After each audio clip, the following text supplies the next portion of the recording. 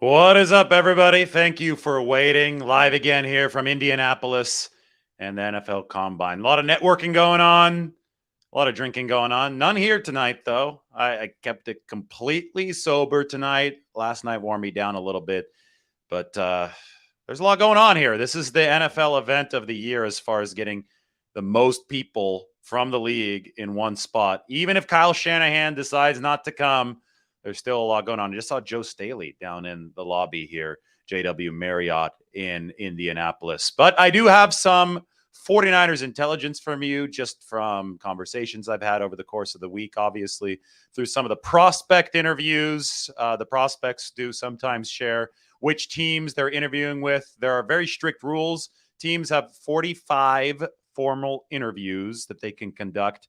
They last a maximum of 18 minutes with the prospects at the NFL Combine. So some of the interviews of the 49ers have conducted, the interviewees, the list of them has trickled out over the course of time. And then we just have good pieces of journalism. Matt Barrows from The Athletic, my coworker, he interviewed Adam Peters. That was right after we talked to John Lynch, and we can combine some of the intelligence that we have grabbed from interviewing John Lynch with Matt's interview with Adam Peters, which I'm about to put up on the screen, to develop intelligence surrounding the 49ers draft process this year. Here's Matt's piece with Adam Peters up on the screen on The Athletic. Q&A with Adam Peters, who is second in line right behind John Lynch in the 49ers personnel department, assistant GM.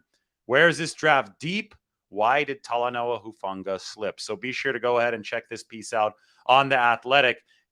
John Lynch talked about this as well. The 49ers are deep. The 49ers are excited about the deep tight end draft class this year. They're excited about that, and they're also excited about the deep defensive line draft class.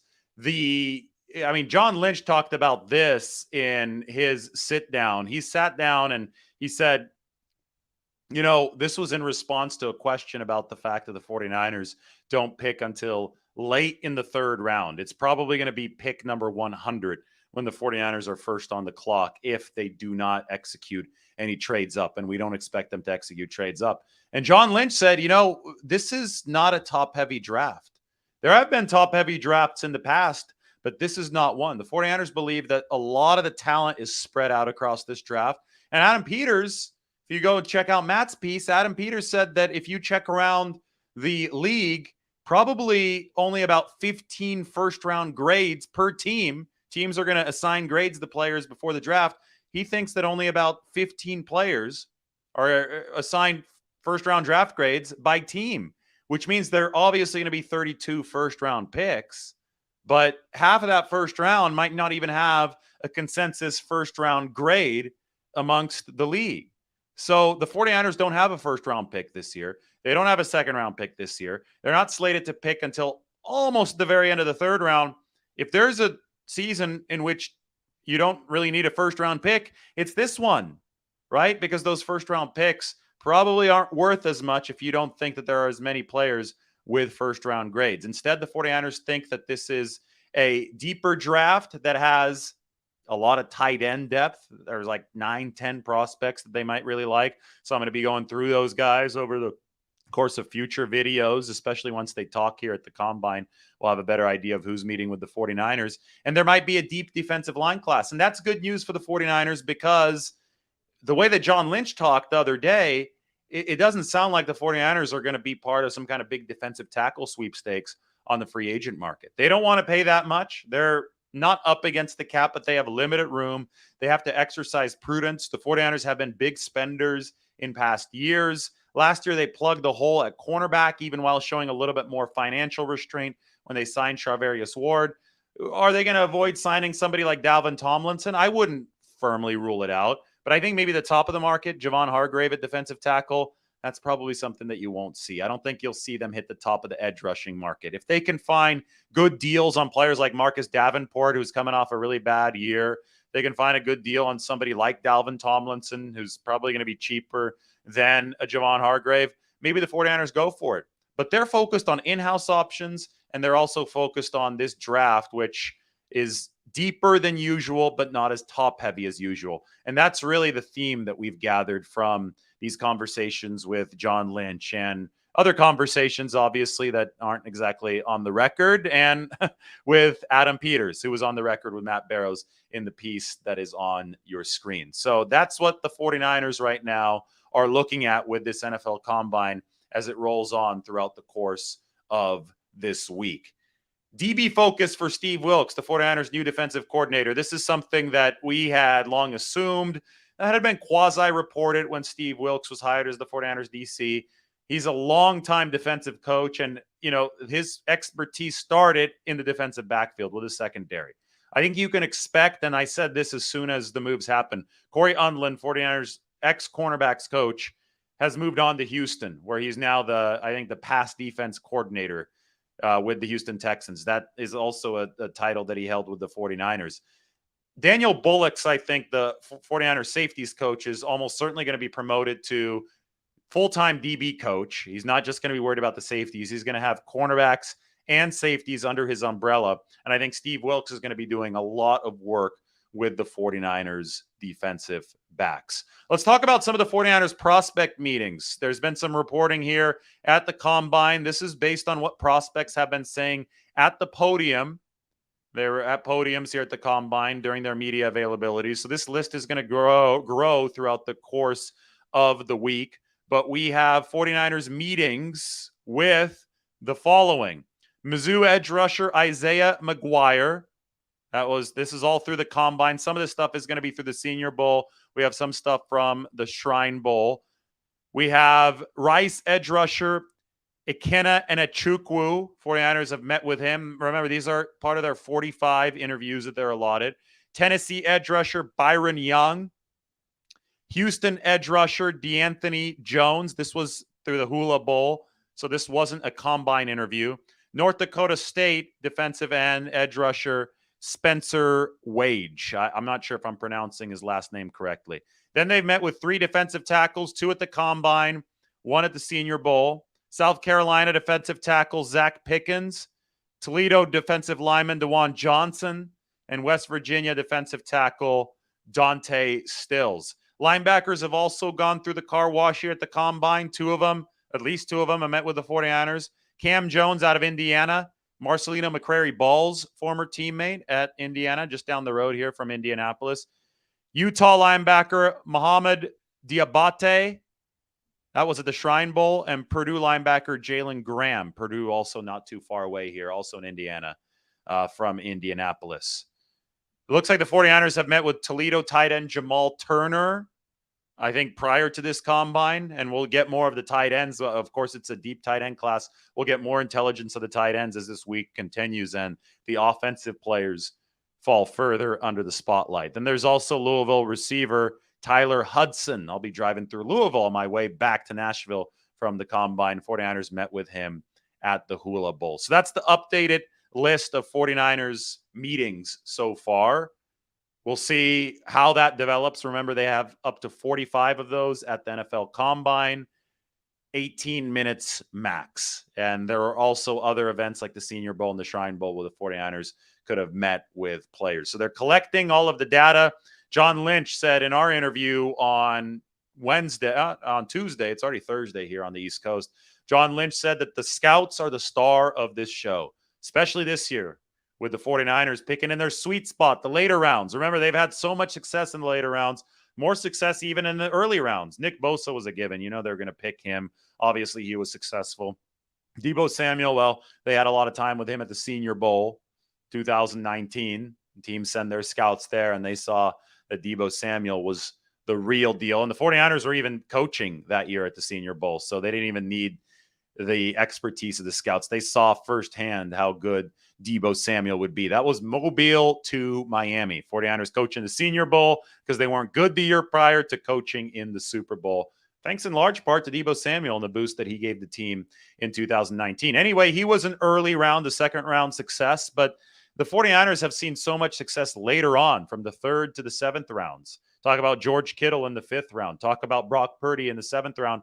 So much of that is the scouting department. And John Lynch was very quick to emphasize that this is their time to shine. Speaking of that piece with John Lynch, why don't we pop it open here before I start taking some questions? This is what I wrote with John Lynch. This came on Tuesday. And John Lynch talked about all that stuff. And there still is some material that I haven't gotten to that I'll be releasing in some articles a little bit later on. And, some of it pertains to Lynch's passion for crediting the scouting department because they've been so big in assuring this 49ers success in the later rounds. And it just so happens they're projected to have 10 picks late in the 3rd round to the 7th round. So again, right in their wheelhouse. All right, let's take some questions here from the NFL Combine. Draft Payne Durham to pair with George Kittle at tight end. Well, we'll talk more about the tight ends as this week progresses. I want to see who all meets with the 49ers. It's usually our first hint that the 49ers are on somebody's trail. They didn't meet with Mike McGlinchey. They didn't, at least he didn't have a visit back in 2018. But Matt Barrows and I were talking about this recently. That was the only player that really went off script that didn't have a meeting. So I think that we can collect some intelligence here over the course of the next few weeks, figure out what is going to happen. Let's see. What Niners staff are involved in interviews? Well, it's the personnel department is going to be involved in interviews. So it used to be Rand Carthon in there. He's doing interviews for another team. He's the GM of the Tennessee Titans. I don't know how many coaching staff members the 49ers have here because Kyle Shanahan and the main coaching staff members are not here. They might have some lower level assistants helping out. They might be sitting in on some meetings, but for the most part, the coaching staff is connecting via Zoom. So Kyle Shanahan and those guys will be in on those meetings, but they'll be there virtually. And then you're going to have the actual scouting department, the staff that's run by John Lynch and Adam Peters. Get those questions up there for the Q&A.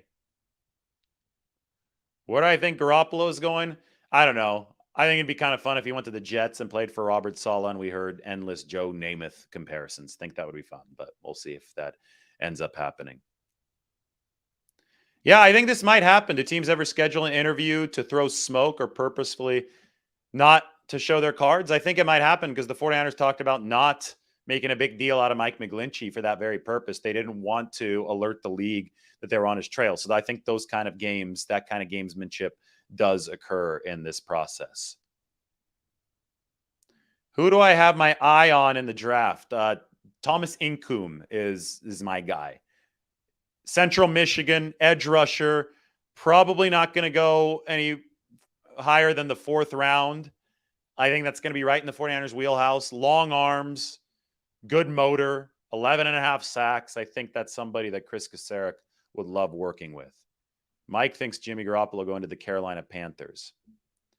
I have not received any intelligence saying that the 49ers might move up. I think that they're very happy with where they are in this draft. It would surprise me if they moved up significantly far. They might move up a little bit, right, to grab a player that they really like, but I don't think they're going to burn future years' draft capital to make that jump in this year's event. Are the 49ers going to be treasure hunting in the trash for free agents?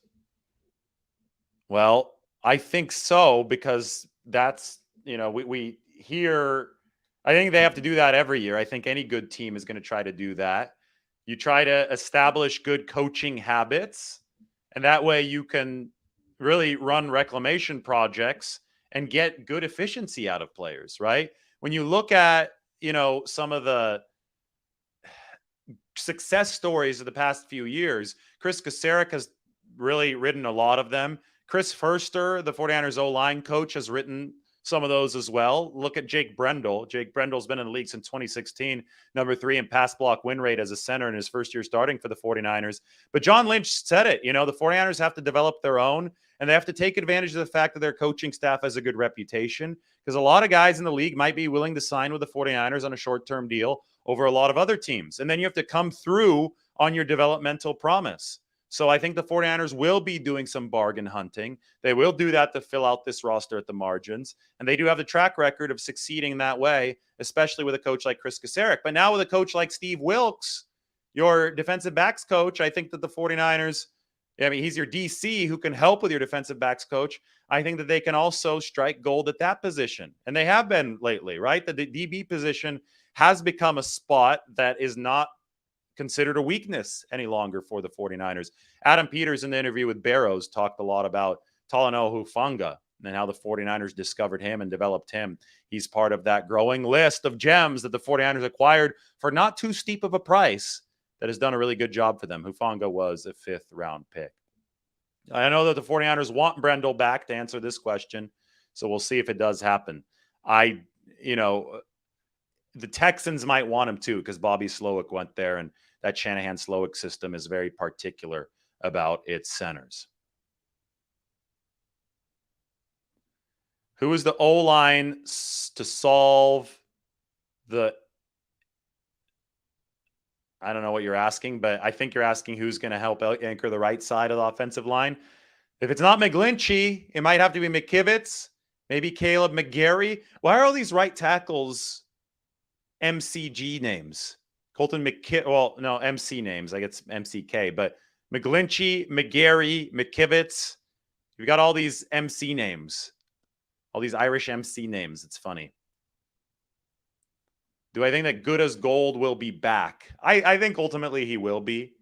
I think the 49ers don't want to risk it with a young kicker next year. And I think Gold is obviously very, very proven. But we'll see what they can do price-wise.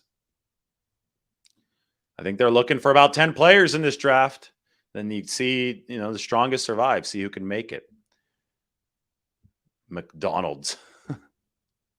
All right, guys, this is going to be a shorter show. I just wanted to come live from the Combine. It is 12:30 a.m. here, so it's time for me to get to bed. Wanted to give you guys the full report of the 49ers prospect meetings, talk about what Adam Peters said. Make sure you go check out Matt's article, and I'll be with you soon.